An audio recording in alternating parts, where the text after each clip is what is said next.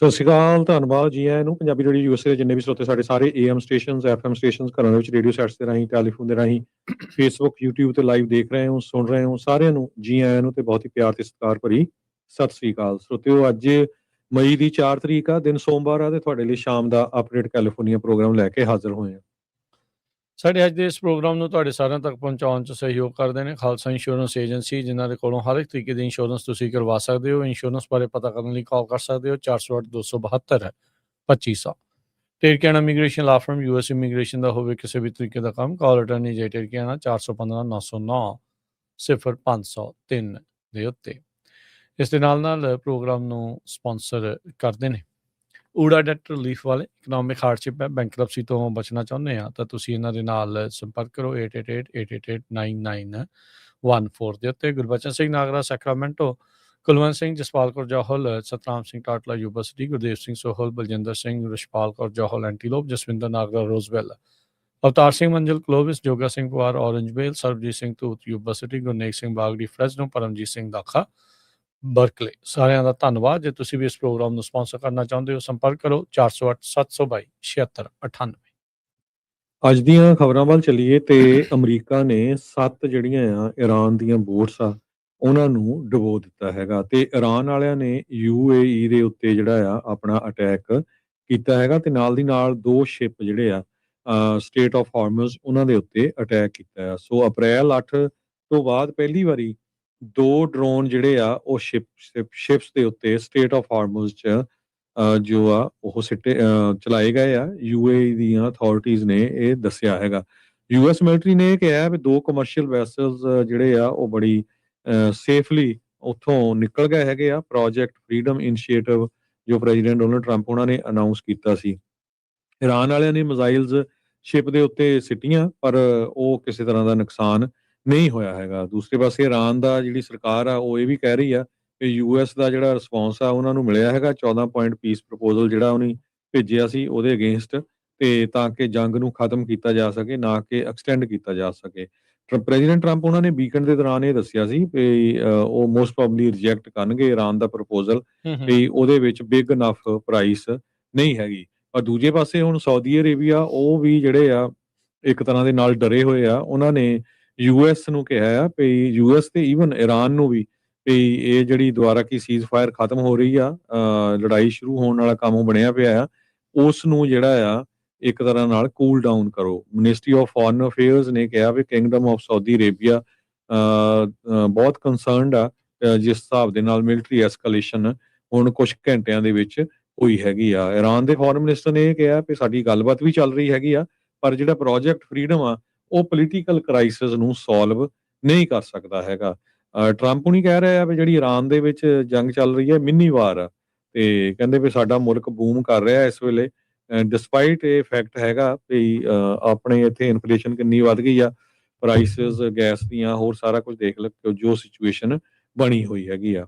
US military ਨੇ ਕੁਝ aircraft ਵੀ show ਕੀਤੇ ਆ ਜੋ ਪ੍ਰੋਜੈਕਟ ਫਰੀडम ਦੇ ਵਿੱਚ ਹਿੱਸਾ ਲੈ ਰਹੇ ਆ ਤੇ ਯੂਏਈ ਨੇ ਇਹ ਕਿਹਾ ਵੀ 15 ਮਿਜ਼ਾਈਲਸ ਈਰਾਨ ਵੱਲੋਂ ਉਹਨਾਂ ਦੇ ਮੁਲਕ ਦੇ ਵਿੱਚ ਸਿੱਟੀਆਂ ਗਈਆਂ ਹੈਗੀਆਂ ਜੀ। ਈਰਾਨ ਨੇ ਕਹਿੰਦੇ ਵੀ ਇੱਕ ਸਾਊਥ ਕੋਰੀਆ ਦੀ ਸ਼ਿਪ ਦੇ ਉੱਤੇ ਫਾਇਰ ਜਿਹੜਾ ਉਹ ਕੀਤਾ ਹੈ ਤੇ ਹੁਣ ਈਰਾਨ ਦੇ ਨਾਲ ਕਹਿੰਦੇ ਵੀ ਬੈਕ ਚੈਨਲ ਉਹ ਗੱਲਬਾਤ ਕੀਤੀ ਜਿਹੜੀ ਉਹ ਜਾਰੀ ਹੈਗੀ ਆ। ਕੈਨੇਡਾ ਦੇ ਪ੍ਰਾਈਮ ਮਿਨਿਸਟਰ ਨੇ ਬਿਆਨ ਦਿੱਤਾ ਆ, ਕਹਿੰਦੇ ਵੀ ਯੂਏਈ ਦੇ ਖਿਲਾਫ ਜਿਹੜੇ ਈਰਾਨ ਦੇ ਹਮਲੇ ਆ ਇਹ ਨਖੇਦੀ ਭਰੇ ਆ, ਇਹਨਾਂ ਨੂੰ ਇਸ ਤਰੀਕੇ ਦੇ ਨਾਲ ਨਹੀਂ ਕਰਨਾ ਚਾਹੀਦਾ। ਯੂਕੇ ਦੇ ਜਿਹੜੇ ਪ੍ਰਾਈਮ ਮਿਨਿਸਟਰ ਸਟਾਰਮਰ ਉਹਨਾਂ ਨੇ ਕਿਹਾ ਐਸਕੇਲੇਸ਼ਨ ਮਸਟ ਸੀਜ਼, ਵੀ ਹੁਣੇ ਹੀ ਜਿਹੜੀ ਇਹ ਲੜਾਈ ਵੱਧ ਰਹੀ ਆ ਇਹ ਖਤਮ ਕੀਤੀ ਜਿਹੜੀ ਉਹ ਜਾਵੇ। ਈਰਾਨ ਦੇ ਡਰੋਨਸ ਆ ਉਹਨਾਂ ਨੇ ਯੂਏਈ ਦੇ ਫੁਜੈਰਾ ਕਰਕੇ ਜਿਹੜਾ ਪੋਰਟ ਆ, ਜਿਹੜਾ ਪੈਟਰੋਲੀਅਮ ਇੰਡਸਟਰੀ ਸਾਈਟ ਆ, ਜਿੱਦਾਂ ਆਪਾਂ ਸਵੇਰੇ ਦੱਸਿਆ ਸੀ 3 ਭਾਰਤੀ ਮੂਲ ਦੇ ਉਹਦੇ ਵਿੱਚ ਫੱਟੜ ਹੋਏ ਸੀ, ਉੱਥੇ ਇੰਪੈਕਟ ਕਹਿੰਦੇ ਵੀ ਮਾੜਾ ਉਸ ਦਾ ਜਿਹੜਾ ਉਹ ਹੋਇਆ ਆ। ਉਧਰ ਮੈਕਰੋਨ ਨੇ ਵੀ ਕਿਹਾ ਵੀ ਕਹਿੰਦੇ ਵੀ ਈਰਾਨ ਦੇ ਦੁਆਰਾ ਜਿਹੜਾ ਯੂਏਈ ਦੇ ਉੱਤੇ ਹਮਲਾ ਕੀਤਾ ਗਿਆ ਇਹ ਅਨਜਸਟੀਫਾਈਡ ਤੇ ਅਨਅਸੈਪਟੇਬਲ ਹੈਗਾ ਆ। ਸੋ ਟਰੰਪ ਹੋਣਾ ਨੇ ਜਿਹੜਾ ਪ੍ਰੋਜੈਕਟ ਫਰੀडम ਜਿਹੜਾ ਆ ਉਹ ਅਨਾਉਂਸ ਕੀਤਾ ਸੀ, ਜਿਸ ਦੇ ਨਾਲ ਉੱਥੇ ਜਿਹੜੀਆਂ ਫਸੀਆਂ ਹੋਈਆਂ ਗਲਫ ਦੇ ਵਿੱਚ ਸ਼ਿਪਸ ਆ ਉਹਨਾਂ ਨੂੰ ਸਟ੍ਰੇਟ ਆਫ ਹਾਰਮਜ਼ ਦੇ ਵਿੱਚੋਂ ਜਿਹੜਾ ਸੁਰੱਖਿਅਤ ਲਾਂਘਾ ਦੇਣ ਦੀ ਉਹਨਾਂ ਨੇ ਗੱਲ ਆਖੀ ਸੀ। ਈਰਾਨ ਵਾਲੇ ਕਹਿੰਦੇ ਵੀ ਨਹੀਂ, ਸਾਡੇ ਨਾਲ ਗੱਲ ਕਰੋ, ਅਸੀਂ ਤਾਂ ਜਿਹੜਾ ਉਹ ਲੰਘਣ ਦੇਣਾ ਹੈਗਾ ਆ। ਸੋ ਇਹ ਹੁਣ ਦੇਖਦੇ ਆ ਵੀ ਅੱਗੇ ਕੀ ਇਸ ਦੇ ਵਿੱਚ ਬਣਦਾ ਆ। ਪਰ ਸੀਜ਼ ਫਾਇਰ ਜਿਹੜੀ ਹਰਜੋਤ ਸਿੰਘ ਜੀ ਜੋ ਕਹੀ ਜਾ ਰਹੀ ਆ ਵੀ ਅਜੇ ਚੱਲ ਰਹੀ ਆ, ਪਰ ਅੱਜ ਦੀ ਜਿਹੜੇ ਹਾਲਾਤਾਂ ਤੋਂ ਬਾਅਦ 'ਚ ਕਹਿ ਸਕਦੇ ਆ ਵੀ ਸੀਜ਼ਫਾਇਰ ਦੋਨੋਂ ਹੀ ਤਰਫੋਂ ਇੱਕ ਹਿਸਾਬ ਦੇ ਨਾਲ ਕਿਤੇ ਨਾ ਕਿਤੇ ਉਸ ਤੋਂ ਪਰੇ ਨੂੰ ਜਿਹੜੇ ਜਾਣ ਵੱਲ ਦੀ ਤਿਆਰੀ ਜਿਹੜੀ ਉਹ ਹੋ ਰਹੀ ਆ। ਉੱਦਾਂ ਜੇ ਦੇਖਿਆ ਜਾਵੇ ਇਹਨਾਂ 2-3 ਹਫ਼ਤਿਆਂ ਦੇ ਵਿੱਚ ਦੋਨੋਂ ਹੀ ਮੁਲਕਾਂ ਨੂੰ, ਇੱਥੋਂ ਤੱਕ ਅਮਰੀਕਾ ਨੂੰ, ਕਿਉਂਕਿ ਉਹਦੇ ਜਿਹੜੇ ਬੇਸਿਸ ਦੇ ਉੱਤੇ ਕੁਛ ਜਿਹੜੇ ਹਮਲੇ ਹੋਏ ਆ, ਜਿਹੜਾ ਨੁਕਸਾਨ ਪਹੁੰਚਿਆ, ਉਹਨਾਂ ਨੂੰ ਰੀਸਟ੍ਰੈਟੇਜਾਈਜ਼ ਕਰਨ ਦਾ ਮੌਕਾ ਜਿਹੜਾ ਉਹ ਮਿਲ ਗਿਆ ਹੋਊਗਾ ਵੀ ਕਿੱਥੋਂ ਕਿੱਦਾਂ ਜਿਹੜਾ ਹੁਣ ਈਰਾਨ ਦੇ ਉੱਤੇ ਹੋਰ ਹਮਲਾ ਕੀਤਾ ਜਿਹੜਾ ਉਹ ਜਾ ਸਕਦਾ ਆ। ਜਿਹੜੀਆਂ ਮਿਊਨੀਸ਼ਨਸ ਘਟੀਆਂ ਹੋਣੀਆਂ ਆ ਜਾਂ ਮਿਜ਼ਾਈਲਸ ਘਟੀਆਂ ਹੋਣਗੀਆਂ, ਉਹਨਾਂ ਦੀ ਭਰਪਾਈ ਉਹਨਾਂ ਨੂੰ ਵਾਪਸ ਨੰਬਰਸ ਦੇ ਵਿੱਚ ਜਿਹੜਾ ਉਹ ਵਧਾਉਣ ਦੀ ਜਿਹੜੀ ਕੋਸ਼ਿਸ਼ ਆ ਉਹ ਕਰ ਲਈ ਗਈ ਹੋਣੀ ਆ। ਸੋ ਇਸ ਕਰਕੇ ਹੁਣ ਜਿਹੜਾ ਯੂਐਸ ਵਾਲੇ ਇੱਕ ਹਿਸਾਬ ਦੇ ਨਾਲ ਫਿਰ ਦੁਬਾਰਾ ਤਿਆਰ ਨੇ ਵੀ ਈਰਾਨ ਦੇ ਉੱਤੇ ਵੱਖ-ਵੱਖ ਥਾਵਾਂ ਦੇ ਉੱਤੇ ਹਮਲਾ ਕੀਤਾ ਜਿਹੜਾ ਉਹ ਜਾਵੇ। ਐਨਰਜੀ ਇਨਫਰਾਸਟ੍ਰਕਚਰ ਦੇ ਹਿਸਾਬ ਦੇ ਨਾਲ ਜੇ ਦੇਖਿਆ ਜਾਵੇ, ਸੀਐਨਬੀਸੀ ਰਿਪੋਰਟ ਕਰ ਰਿਹਾ $58 ਬਿਲੀਅਨ ਦਾ ਆਲਰੇਡੀ ਨੁਕਸਾਨ ਈਰਾਨ ਨੂੰ ਇਹ ਇਨਫਰਾਸਟ੍ਰਕਚਰ ਦੇ ਵਿੱਚ ਹੋ ਚੁੱਕਾ ਆ। ਅਮਰੀਕਾ ਦਾ ਜਿੱਥੇ ਕਿੰਨੇ ਬਿਲੀਅਨ ਡਾਲਰ ਆਲਰੇਡੀ ਲੱਗ ਚੁੱਕੇ ਆ, ਈਰਾਨ ਨੂੰ ਵੀ ਬਹੁਤ ਵੱਡਾ ਜਿਹੜਾ ਉਹ ਨੁਕਸਾਨ ਆ ਹੁਣ ਤੱਕ ਪਹੁੰਚ ਚੁੱਕਾ ਹੈਗਾ ਆ। ਸੋ ਬਾਰ-ਬਾਰ ਰਾਸ਼ਟਰਪਤੀ ਟਰੰਪ ਯੂਐਸ ਮੀਡੀਆ ਨੂੰ ਜਾਂ ਆਪਣੇ ਸੋਸ਼ਲ ਮੀਡੀਆ ਪੋਸਟ ਦੇ ਵਿੱਚ ਇਹ ਈਰਾਨ ਨੂੰ ਧਮਕੀ ਜਿਹੜੀ ਉਹ ਦਿੰਦੇ ਰਹਿੰਦੇ ਆ ਵੀ ਅਸੀਂ ਤੁਹਾਨੂੰ ਸਟੋਨ ਏਜ ਦੇ ਵਿੱਚ ਵਾਪਸ ਘੱਲ ਜਿਹੜਾ ਉਹ ਦੇਵਾਂਗੇ। ਸੋ ਲੈਟਸ ਸੀ ਕੀ ਜਿਹੜਾ ਉਹ ਬਣਦਾ ਆ। ਯੂਐਸ ਦੇ ਜਿਹੜੇ ਸੈਂਟਰਲ ਕਮਾਂਡ ਆ, ਉਹਨਾਂ ਨੇ ਜਿਹੜੇ 50 ਕਮਰਸ਼ੀਅਲ ਵੈਸਲਸ ਆ ਉਹਨਾਂ ਨੂੰ ਰੀਡਾਇਰੈਕਟ ਕਰ ਦਿੱਤਾ ਆ, ਜਿਹੜੇ ਇੰਟੈਂਡੈਂਟ ਰਾਊਟ ਸੀਗੇ ਤਾਂ ਜੋ ਜਿਹੜਾ ਉਹਨਾਂ ਨੇ ਬਲੌਕੇਡ ਲਾਇਆ ਆ ਉਸ ਤੋਂ ਪਰਿਓਂ ਦੀ ਜਿਹੜਾ ਉਹ ਜਾ ਸਕਣ। ਅਗਲੀ ਖਬਰ ਵੱਲ ਚਲੀਏ। ਅੱਜ ਵਾਸ਼ਿੰਗਟਨ ਡੀਸੀ ਦੇ ਵਿੱਚ ਵਾਈਟ ਹਾਊਸ ਦੇ ਲਾਗੇ ਇੱਕ ਯੂਐਸ ਸੀਕ੍ਰੇਟ ਸਰਵਿਸ ਨੇ ਇੱਕ ਬੰਦੇ ਦੇ ਉੱਤੇ ਗੋਲੀਆਂ ਚਲਾਤੀਆਂ, ਕਿਉਂਕਿ ਉਹ ਆਪਣਾ ਹਥਿਆਰ ਲੈ ਕੇ ਉੱਥੇ ਜਿਹੜਾ ਘੁੰਮ ਰਿਹਾ ਸੀਗਾ। ਸੀਕ੍ਰੇਟ ਸਰਵਿਸ ਜੋ ਪਲੇਨ ਕਲੋਥ ਏਜੰਟ ਸੀਗੇ, ਉਹਨਾਂ ਨੇ ਦੇਖਿਆ ਵੀ ਇੱਕ ਬੰਦਾ ਵਾਈਟ ਹਾਊਸ ਦੇ ਲਾਗੇ ਫਾਇਰ ਆਰਮ ਲੈ ਕੇ ਘੁੰਮ ਰਿਹਾ ਤੇ ਉਹਨਾਂ ਨੇ ਫਿਰ ਗੋਲੀ ਚਲਾ ਦਿੱਤੀ ਤੇ ਉਹਦੇ ਜਿਹੜੀ ਆ ਉਸ ਬੰਦੇ ਦੇ ਸੱਟ ਲੱਗੀ ਹੈਗੀ ਆ ਤੇ ਇੱਕ ਹੋਰ ਬੱਚੇ ਦੇ ਵੀ ਜਿਹੜਾ ਲਾਗੇ ਸੀ ਉਹਦੇ ਵੀ ਜਿਹੜੀ ਗੋਲੀ ਆ ਉਹ ਲੱਗੀ ਆ, ਪਰ ਉਹ ਬੱਚਾ ਕਹਿੰਦੇ ਜਿਹੜਾ ਆ ਉਹਦਾ ਜ਼ਿਆਦਾ ਜਿਹੜਾ ਕਿਸੇ ਤਰ੍ਹਾਂ ਦੀ ਉਹ ਆਊਟ ਆਫ ਜਿਹੜਾ ਕਿਸੇ ਵੀ ਖਤਰੇ ਤੋਂ ਬਾਹਰ ਹੈਗਾ ਆ। ਇਹ ਇਨਸੀਡੈਂਟ ਜਿਹੜੀ ਆ 15 ਸਟਰੀਟ SW ਤੇ ਇੰਡੀਪੈਂਡੈਂਸ ਐਵਨਿਊ ਦੇ ਲਾਗੇ ਵਾਪਰੀ ਤੇ ਉਹ ਤੋਂ ਬਾਅਦ ਵਾਈਟ ਹਾਊਸ ਨੂੰ ਜਿਹੜਾ ਪੂਰੀ ਤਰ੍ਹਾਂ ਲੋਕਡਾਊਨ ਕਰ ਦਿੱਤਾ ਗਿਆ। ਜੀ, ਅਗਲੀ ਜਿਹੜੀ ਹਰਜੋਤ ਸਿੰਘ ਦੀ ਗੱਲ ਕਰਦੇ ਜਾਈਏ, ਕੈਲੀਫੋਰਨੀਆ ਜਿਹੜਾ ਉਹ ਕਹਿ ਰਿਹਾ ਆ ਵੀ ਜਿਹੜਾ ਸਟੇਟ ਫਾਰਮ ਆ ਉਹਨਾਂ ਨੇ ਇੰਸ਼ੋਰੈਂਸ ਕਲੇਮ ਹੈਂਡਲ ਕਰਨ ਦੇ ਵਿੱਚ ਕਾਨੂੰਨਾਂ ਦੀ ਉਲੰਘਣਾ ਕੀਤੀ ਆ। ਜਿਹੜੇ 2025 ਦੇ ਵਿੱਚ ਪਿਛਲੇ ਸਾਲ LA ਦੀਆਂ ਵਾਈਲਡ ਫਾਇਰਸ ਹੋਈਆਂ ਸੀ ਉਸ ਦੇ ਮੁਤਲਕ ਸਟੇਟ ਫਾਰਮਸ ਕਹਿੰਦੇ ਵੀ ਉਹਨਾਂ ਨੇ ਜਿਹੜੇ ਹੰਡਰਡਸ ਆਫ ਟਾਈਮਸ ਜਿਹੜੇ ਸੈਂਪਲ ਲਏ ਗਏ 220 ਕੇਸਾਂ ਦੇ ਉਹਦੇ ਵਿੱਚ ਪਾਇਆ ਆ ਇੰਸ਼ੋਰੈਂਸ ਕਮਿਸ਼ਨਰ ਰਿਕਾਰਡੋ ਲਾਰਾ ਨੇ ਵੀ ਉਹਨਾਂ ਨੇ ਕਾਨੂੰਨਾਂ ਦੀ ਉਲੰਘਣਾ ਕੀਤੀ ਆ। ਮੈਕਸਿਮਮ ਪੈਨਲਟੀ ਜਿਹੜੀ ਅਲਾਓ ਕਰਦੀ ਆ ਲਾਅ ਦੇ ਵਿੱਚ ਉਹ ਹੋਊਗੀ ਵੀ $4 ਮਿਲੀਅਨ ਜਿਹੜੇ ਸਟੇਟ ਫਾਰਮਸ ਦੀ, ਜੇ ਉਹਨਾਂ ਦਾ ਇਹ ਪਤਾ ਲੱਗਾ ਵੀ ਇਹਨਾਂ ਨੇ ਜਾਣਬੁੱਝ ਕੇ ਸੂਬੇ ਦੇ ਜਿਹੜੇ ਕਾਨੂੰਨਾਂ ਦੀ ਉਲੰਘਣਾ ਕੀਤੀ ਆ। ਰੈਗੂਲੇਟਰਸ ਕਹਿੰਦੇ ਵੀ ਪ੍ਰੋਹਿਬਿਟ ਕਰਨਾ ਚਾਹੁੰਦੇ, ਰੋਕਣਾ ਚਾਹੁੰਦੇ ਸਟੇਟ ਫਾਰਮ ਨੂੰ, ਜਿਹੜਾ ਕੈਲੀਫੋਰਨੀਆ ਦਾ ਸਭ ਤੋਂ ਵੱਡਾ ਹੋਮ ਇੰਸ਼ੋਰੈਂਸ ਆ ਵੀ ਉਹ ਨਵੀਆਂ ਪਾਲਿਸੀ ਸਟੇਟ ਦੇ ਵਿੱਚ ਨਾ ਲਿਖਣ। ਹੁਣ ਤੁਸੀਂ ਦੇਖੋ ਹਰਜੋਤ ਸਿੰਘ ਜੀ, ਆਲਰੇਡੀ ਜਿਹੜੀ ਹੋਮ ਇੰਸ਼ੋਰੈਂਸ ਦਾ ਕਿੰਨਾ ਰੌਲਾ ਜਿਹੜਾ ਇੱਥੇ ਪੈ ਰਿਹਾ ਆ। ਇਸ ਵਾਰ ਇਹਨਾਂ ਮੁੱਦਿਆਂ ਦੇ ਵਿੱਚੋਂ ਇੱਕ ਮੁੱਦਾ ਜਿਹੜਾ ਕੈਲੀਫੋਰਨੀਆ ਦੀ ਗਵਰਨਰ ਦੀ ਰੇਸ ਦੇ ਲਈ ਵੀ ਇਹ ਜਿਹੜਾ ਹੋਊਗਾ, ਆਮ ਲੋਕਾਂ ਦੇ ਲਈ ਵੀ ਇਹ ਜਿਹੜਾ ਹੈਗਾ ਆ ਵੀ ਇਸ ਦੇ ਵਿੱਚ ਬਣਨ ਜਿਹੜਾ ਉਹ ਕੀ ਜਾ ਰਿਹਾ ਆ। ਹੁਣ ਇਹਨਾਂ ਨੇ ਉਲੰਘਣਾ ਕੀਤੀ ਕਾਨੂੰਨ ਦੀ ਤੇ ਹੁਣ ਨਵੀਆਂ ਪਾਲਿਸੀਜ਼ ਵੀ ਨਹੀਂ ਲਿਖ ਸਕਦੇ। $4 ਮਿਲੀਅਨ ਦਾ ਮੈਕਸਿਮਮ ਜੁਰਮਾਨਾ ਜਿਹੜਾ ਉਹ ਹੋ ਸਕਦਾ ਆ। ਹੁਣ ਸਾਲ ਤੋਂ ਵੱਧ ਦਾ ਵਕਤ ਹੋ ਗਿਆ, ਅਜੇ ਤੱਕ ਇਹਨਾਂ ਦੀ ਇਨਵੈਸਟੀਗੇਸ਼ਨ ਪੂਰੀ ਜਿਹੜੀ ਉਹ ਨਹੀਂ ਹੋਈ, ਪਰ ਇਹ ਮੰਨ ਜ਼ਰੂਰ ਰਹੇ ਆ ਵੀ ਉਹਨਾਂ ਨੇ ਵਾਇਲੇਟ ਕੀਤੀਆਂ। ਹੁਣ ਇਸ ਨੂੰ ਪੂਰੀਆਂ ਕਰਨ ਦੇ ਲਈ ਕਦੋਂ ਤੱਕ ਇਹਨਾਂ ਨੂੰ ਦੋਸ਼ੀ ਕਰਾਰ ਦਿੱਤਾ ਜਾਊਗਾ ਤੇ ਜੇ 4 ਮਿਲੀਅਨ ਇਹਨਾਂ ਨੂੰ ਹਰਜੋਤ ਸਿੰਘ ਜੀ ਮਿਲ ਵੀ ਜਾਂਦਾ, ਕੀ ਇਹ ਲੋਕਾਂ ਨੂੰ ਵਾਪਸ ਜਾਊਗਾ? ਇਹ ਵੀ ਇੱਕ ਵੱਡਾ ਜਿਹੜਾ ਉਹ ਸਵਾਲ ਜਿਹੜਾ ਹੋਇਆ। ਸਟੇਟ ਫਾਰਮ ਨੇ ਜਿਹੜੀ ਸਟੇਟਮੈਂਟ ਜਾਰੀ ਕਰਦੇ ਹੋਏ ਕਿਹਾ ਵੀ ਕਹਿੰਦੇ ਵੀ ਅਸੀਂ ਕੋਈ ਜਾਣਬੁੱਝ ਕੇ ਮਿਸ ਹੈਂਡਲਡ ਜਾਂ ਇੰਟੈਂਸ਼ਨਲੀ ਅੰਡਰਪੇ ਨਹੀਂ ਕੀਤਾ ਵਾਈਲਡ ਫਾਇਰ ਜਿਹੜੇ ਕਲੇਮਸ ਆ ਉਹਨਾਂ ਨੂੰ ਜਿਹੜਾ ਉਹ ਲੈ ਕੇ। ਉਹਨਾਂ ਨੇ ਕਿਹਾ ਵੀ ਜਿਹੜੀ ਸਟੇਟ ਦੀ ਇੰਸ਼ੋਰੈਂਸ ਮਾਰਕੀਟ ਡਿਸਫੰਕਸ਼ਨਲ ਆ, ਉਹ ਕੰਮ ਨਹੀਂ ਕਰਦੀ। ਉਹਨਾਂ ਨੇ ਕਿਹਾ ਵੀ ਸਾਡੀ ਕੰਪਨੀ ਨੇ ਤਾਂ ਹੁਣ ਤੱਕ $5.7 ਬਿਲੀਅਨ ਆਲਰੇਡੀ 13,700 ਆਟੋ ਤੇ ਹੋਮ ਇੰਸ਼ੋਰੈਂਸ ਕਲੇਮਸ ਦੇ ਇਹਨਾਂ ਅੱਗਾਂ ਦੇ ਨਾਲ ਸੰਬੰਧਿਤ ਜਿਹੜੇ ਉਹ ਦੇ ਚੁੱਕੇ ਹੈਗੇ ਆ। ਤੇ ਕਹਿੰਦੇ ਵੀ ਜਿਹੜਾ ਤੁਸੀਂ ਧਮਕੀ ਦੇ ਰਹੇ ਆ ਵੀ ਸਟੇਟ ਫਾਰਮ ਕਸਟਮਰਸ ਨੂੰ ਸਰਵ ਨਾ ਕਰੇ, ਤਾਂ ਕਹਿੰਦੇ ਵੀ ਇਹ ਐਡਮਿਨਿਸਟ੍ਰੇਟਿਵ ਤੇ ਪ੍ਰੋਸੀਜਰਲ ਐਰਰ, ਇਹ ਰੈਕਲੈਸ ਆ, ਪੋਲੀਟੀਕਲੀ ਮੋਟੀਵੇਟਡ ਅਟੈਕ ਹੈਗਾ ਆ ਤੇ ਕਹਿੰਦੇ ਵੀ ਕੈਲੀਫੋਰਨੀਆ ਦੀ ਹੋਮ ਇੰਸ਼ੋਰੈਂਸ ਮਾਰਕੀਟ ਨੂੰ ਹੋਰ ਵੀ ਜ਼ਿਆਦਾ ਲੰਗੜਾ ਜਿਹੜਾ ਉਹ ਬਣਾ ਦੇਵੇਗੀ। ਸੋ ਰਿਕਾਰਡੋ ਲਾਰਾ ਹੁਣਾਂ ਨੇ ਇਨਵੈਸਟੀਗੇਸ਼ਨ ਜਾਰੀ ਕੀਤੀ ਸੀਗੀ, ਸ਼ੁਰੂ ਕੀਤੀ ਸੀਗੀ ਪਿਛਲੇ ਜੂਨ ਮਹੀਨੇ 'ਚ ਪੈਲੀਸੇਡ ਤੇ ਈਟਨ ਫਾਇਰ ਨੂੰ ਜਿਹੜਾ ਉਹ ਲੈ ਕੇ, ਜਿਸ ਵਿੱਚ ਕਈ ਜਿਹੜੇ ਸਰਵਾਈਵਰ ਆ, ਵਿਕਟਮਸ, ਉਹਨਾਂ ਨੇ ਕਿਹਾ ਵੀ ਇਹ ਜਾਣਬੁੱਝ ਕੇ ਸਟੇਟ ਫਾਰਮ ਵਾਲੇ ਡਿਲੇ ਤੇ ਮਿਸ ਹੈਂਡਲ ਕਰ ਰਹੇ ਆ ਕਲੇਮਸ ਨੂੰ। ਹਰਜੋਤ ਸਿੰਘ ਜੀ, ਇਸ ਦਾ ਜੇ ਤੁਸੀਂ ਹੁਣ ਇੰਸ਼ੋਰੈਂਸ ਦੇ ਪੱਖ ਤੋਂ ਦੇਖੋ ਵੀ ਜਿੱਦਾਂ ਇਹ ਕਹਿ ਰਹੇ ਵੀ ਨਵੀਆਂ ਪਾਲਿਸੀਜ਼ ਨਹੀਂ ਲਿਖ ਸਕਣਗੇ ਤੇ ਮੈਕਸਿਮਮ $4 ਮਿਲੀਅਨ ਦਾ ਇਹਨਾਂ ਨੂੰ ਜੁਰਮਾਨਾ ਹੋਊਗਾ। ਸੋ ਇਹਦੇ ਨਾਲ ਇੰਸ਼ੋਰੈਂਸ ਮਾਰਕੀਟ ਦੇ ਉੱਤੇ ਜਾਂ ਘਰਾਂ ਦੀ ਇੰਸ਼ੋਰੈਂਸ ਦੇ ਉੱਤੇ ਜਾਂ ਦੂਜੀਆਂ ਇੰਸ਼ੋਰੈਂਸ ਤੇ ਕੀ ਅਸਰ ਪੈ ਸਕਦਾ ਹੈ? ਜੀ ਬਿਲਕੁਲ, ਨੈਚੁਰਲੀ ਫਿਰ ਰੇਟ ਵਧੂਗਾ ਹੀ, ਕਿਉਂਕਿ ਆਲਰੇਡੀ 70-80% ਇੰਸ਼ੋਰੈਂਸ ਕੰਪਨੀਆਂ ਕੈਲੀਫੋਰਨੀਆ ਛੱਡ ਚੁੱਕੀਆਂ ਹੈਗੀਆਂ, ਉਹ ਬਿਜ਼ਨਸ ਨਹੀਂ ਕਰਨਾ ਚਾਹੁੰਦੀਆਂ ਇੱਥੇ, ਕਿਉਂਕਿ ਇਹਨਾਂ ਨੇ ਜਿਹੜਾ ਰੂਲ ਉਸ ਹਿਸਾਬ ਨਾਲ ਬਣਾਏ ਹੈਗੇ ਆ। ਅੱਗਾਂ ਕੁਛ ਸਾਲਾਂ ਤੋਂ ਹੀ ਲੱਗਣੀਆਂ ਸ਼ੁਰੂ ਹੋਈਆਂ, ਪਹਿਲਾਂ ਨਹੀਂ ਲੱਗਦੀਆਂ ਸੀਆਂ। ਐਨਵਾਇਰਨਮੈਂਟਲਿਸਟ ਨੇ ਕਾਫੀ ਜ਼ਿਆਦਾ ਜਿਹੜਾ ਰੌਲਾ ਪਾਇਆ ਹੋਇਆ ਹੈਗਾ, ਜਦੋਂ ਕਲੀਨ ਅਪ ਨਹੀਂ ਕਰਦੇ ਹੈਗੇ, ਜਿਹੜੇ ਟਰੀ ਸੁੱਕ ਜਾਂਦੇ ਹੈਗੇ ਆ, ਸੋ ਅੱਗਾਂ ਦਾ ਕਾਰਨ ਬਣਦੇ ਹੈਗੇ। ਸੋ ਸਟੇਟ ਫਾਰਮ ਵਾਲੇ ਇਹ ਕਹਿੰਦੇ ਵੀ 398 ਦੇ ਕਰੀਬ ਵਾਇਲੇਸ਼ਨ ਸੀਗੀਆਂ ਤੇ 220 ਵਿੱਚੋਂ 114 ਸੈਂਪਲ ਜਿਹੜੇ ਆ ਉਹ ਇੱਕ ਤਰ੍ਹਾਂ ਨਾਲ ਜਿਹੜੇ ਉਹ ਵੈਰੀਫਾਈ ਕੀਤੇ ਗਏ ਆ। ਸੋ ਹੁਣ ਪ੍ਰੋਬਲਮ ਇਹ ਆ ਵੀ ਜਿਹੜੀ ਸਟੇਟ ਫਾਰਮ ਆ, ਉਹਨਾਂ ਕੋਲ ਸਭ ਤੋਂ ਜ਼ਿਆਦਾ ਜਿਹੜੇ ਘਰ ਇੰਸ਼ੋਰਡ ਸੀ ਉਸ ਏਰੀਏ 'ਚ, ਲਾਸ ਐਂਜਲਸ ਜਿੱਥੇ ਅੱਗ ਲੱਗੀ, 1/3 ਜਿੰਨੇ 11,300 ਕਲੇਮ ਜਿਹੜੇ ਆ ਫਾਈਲ ਕੀਤੇ ਗਏ ਆ, ਜਿਹਦੇ ਵਿੱਚੋਂ 1/3 ਸੌਰੀ 38,000 ਕਲੇਮ ਫਾਈਲ ਕੀਤੇ ਗਏ ਆ, ਜਿਹਦੇ ਵਿੱਚੋਂ 11,300 ਸਟੇਟ ਫਾਰਮ ਦੇ ਸੀਗੇ। ਸੋ ਸਟੇਟ ਫਾਰਮ ਦਾ ਵੀ ਬਿਲੀਅਨਸ ਆਫ ਡਾਲਰ ਦਾ ਜਿਹੜਾ ਨੁਕਸਾਨ ਹੋਇਆ ਹੈਗਾ। ਤੇ ਹੁਣ ਸਟੇਟ ਫਾਰਮ ਦਾ ਤੇ ਇੰਸ਼ੋਰੈਂਸ ਕਮਿਸ਼ਨਰ ਦਾ ਕਾਫੀ ਜਿਹੜਾ ਰੌਲਾ ਚੱਲ ਰਿਹਾ, ਤੇ ਸਟੇਟ ਫਾਰਮ ਵੀ ਓਪਨਲੀ ਹੁਣ ਜਿਹੜੀ ਡਿਪਾਰਟਮੈਂਟ ਆਫ ਇੰਸ਼ੋਰੈਂਸ ਦੇ ਉਲਟ ਆਈ ਹੈਗੀ ਆ। ਪਰ ਅਲਟੀਮੇਟਲੀ ਲੌਂਗ ਰਨ ਦੇ ਵਿੱਚ ਜਿਹੜਾ ਆਮ ਕੰਜ਼ਿਊਮਰ ਆ, ਉਹਦਾ ਹੀ ਨੁਕਸਾਨ ਹੋਣਾ ਜੀ। ਅਗਲੀ ਜਿਹੜੀ ਹਰਜੋਤ ਸਿੰਘ ਜੀ ਗੱਲ ਕਰਦੇ ਜਾਈਏ, ਕੈਲੀਫੋਰਨੀਆ ਹਾਈਵੇ ਪੈਟਰੋਲ ਦੇ ਕੈਪਟਨ ਦੀ ਜਿਹੜੀ ਉਹ ਮੌਤ ਹੋਈ ਸੀਗੀ। ਉਸ ਮਾਮਲੇ ਦੇ ਵਿੱਚ 64 ਸਾਲਾ ਕੈਲੀਫੋਰਨੀਆ ਦਾ ਰਹਿਣ ਵਾਲਾ ਜਿਹੜਾ ਇੱਕ ਬੰਦਾ ਆ, ਉਸ ਨੂੰ ਕਨਵਿਕਟ ਕੀਤਾ ਗਿਆ ਹੈ ਕੰਟਕੀ ਦੀ ਜਿਹੜੀ ਜਿਊਰੀ ਦੇ ਦੁਆਰਾ। ਕਹਿੰਦੇ ਵੀ ਮਰਡਰ ਫਾਰ ਹਾਇਰ ਪਲਾਟ ਸੀਗਾ, ਜਿਸ ਦੇ ਵਿੱਚ CHP ਦੀ ਜਿਹੜੀ ਪੈਟਰੋਲ ਕੈਪਟਨ ਆ ਉਹ ਵੀ ਸ਼ਾਮਲ ਸੀ। CHP ਕੈਪਟਨ ਜੂਲੀ ਹਾਰਡਿੰਗ ਕਹਿੰਦੇ ਵੀ ਡਿਵੋਰਸ ਫਾਈਲ ਕੀਤਾ ਸੀ ਉਸਨੇ ਆਪਣੇ ਘਰ ਵਾਲੇ ਤੋਂ, ਮਾਈਕਲ ਹਾਰਡਿੰਗ 53 ਸਾਲਾਂ ਦਾ ਉਸ ਟਾਈਮ ਦੇ ਉੱਤੇ। 2022 ਦੀ ਜਿਹੜੀ ਉਹ ਘਟਨਾ ਆ ਤੇ ਕਹਿੰਦੇ ਵੀ ਇਹ ਉਦੋਂ ਹੋਇਆ ਜਦੋਂ ਟੈਨੇਸੀ ਦੇ ਵਿੱਚ ਇਹਨਾਂ ਨੇ ਇਕੱਠਿਆਂ ਇੱਕ ਪ੍ਰਾਪਰਟੀ ਖਰੀਦੀ ਸੀਗੀ। ਉਸੇ ਸਾਲ ਦੀ ਮਈ ਮਹੀਨੇ ਦੇ ਵਿੱਚ ਜਿਹੜੀ ਜੂਲੀ ਹਾਰਡਿੰਗ ਆ ਇਹ ਸੈਕਰਾਮੈਂਟੋ ਦੇ ਵਿੱਚ ਰਹੀ।